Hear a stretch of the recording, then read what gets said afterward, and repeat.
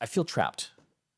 Yep. Facebook's kind of the only game in town, really. I know there's other things like Instagram and Instagram and WhatsApp. Wait, hang on. No, they're all owned by Facebook. Right. So what are the alternatives? I think on last week's one of our shows, we talked about Nextdoor, which is a great hyper-local app that puts you in touch with your neighbors, which I think is pretty cool. But what are some Facebook alternatives out there that might be gaining some traction? So I thought we would talk about some of them today. They would be Cocoon, Mastodon, and Wiki Tribune Social. Let's start with Cocoon. Yeah. Cocoon. Yeah. So this is not just a really great movie with Steve Guttenberg. Please go watch it. This is an app that's basically designed for groups that are close to each other. So families, really close groups of friends. You're not adding people randomly to this. It is an app that sort of brings together messaging, brings together things like events, brings you a vault for all of your photographs that you share. So it's kind of like a crossover between, say, for example, a Facebook Messenger group, which is where I'm spending most of my time on Facebook right now with my friends there, and the Facebook shared photos feature. Right. And so you invite people to this. You have a code that invites them to that and basically creates this little self-contained community. And so I've actually got one for my house. Right. So my partner and I have this, and we use it to. So you got an account for your house? Yeah. Well, so it's an account for our household. And then I've got, small groups of friends that I have invited to this. Now, right now it's iOS only. Android is coming. John, do you notice we didn't get an invite? Well, you're on an Android, are you not? No, you're not. Okay. Well, I will create one for the app show. And I don't care anymore. I'm not going to join. my cool little spot. But no, I'm actually really enjoying this because there are no ads. It is not gathering personal. No, do no evil being the most egregious commandment that we've seen a company break in a while. But they have said they're not interested in putting money? ads out in there. Money? Here's the thing. I don't know what their monetization scheme is right now. I know, ads. Graham. It's ads. Or they're selling your information to someone for ads. But as of right now, they haven't asked for things like access to my contacts. And, when I'm looking at uploading photographs, it grabs from my camera roll. It doesn't take from the camera. So it's not asking because it's just taking it. Not on iOS. It's okay, not. let's be kind here. Yeah. So this is like a Facebook, but not as evil as Facebook. Yeah. So, and like I said, it's out for iOS right now. More like a private circle of friends. Yeah. Yeah. Yeah. And that's the thing is that's kind of how I'm finding I'm using Facebook. The happy times that I'm using Facebook is when I'm doing that. The angry times is when I'm yelling at people in the comments. So does it have like a news feed kind of Facebook-ish? It does, but it's sort of that ongoing conversation. So it's kind of like Messenger. Okay. Right. But instead of being I'm doing this today, we're having a conversation as opposed to here are grandiose statements about what the heck I'm doing.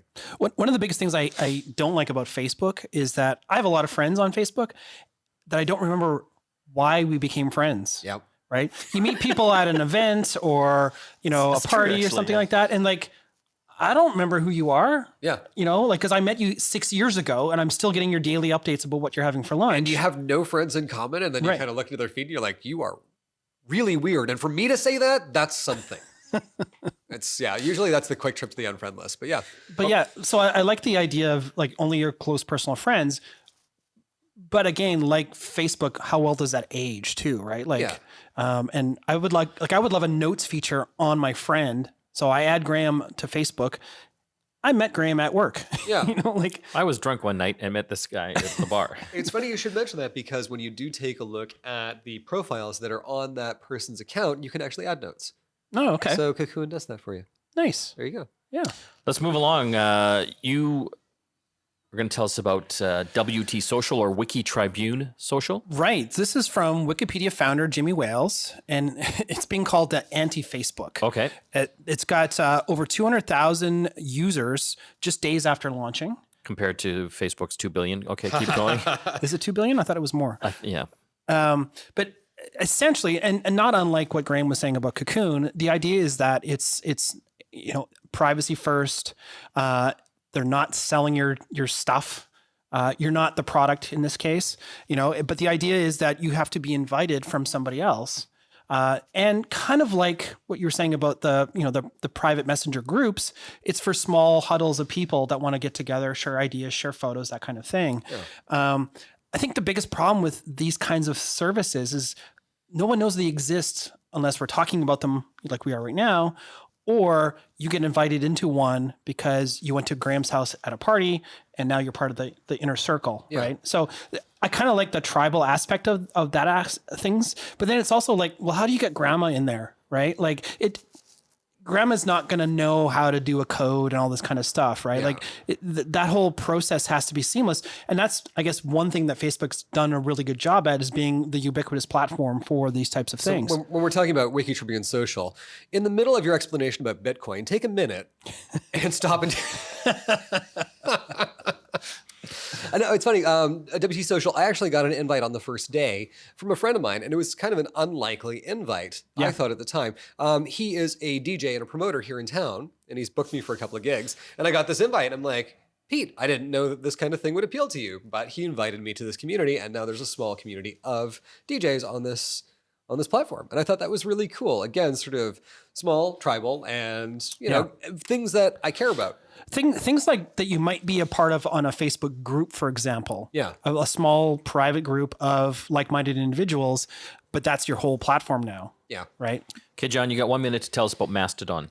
So Mastodon was a decentralized version of these types of things where you can basically install a Mastodon server and theme it, name it, whatever you want, and then invite your friends into it. Oh, it could be MikeBook. It could be. Yeah. Wasn't there something called Diaspora that did this as well? Similar, yeah. Okay. But Mastodon was really popular because it was open source, Linux friendly, all the good stuff. I noticed you said was twice now. Well, let's just say a certain election that happened south of the border caused Mastodon to become a rallying place for all the people that were deplatformed. Oh dear. So all the interesting people. Appropriately that All the racists? appropriate that it's named after something that's now extinct. And scene. So, Facebook alternatives, Cocoon, Wiki Tribune Social, and No longer Mastodon. maybe Mastodon.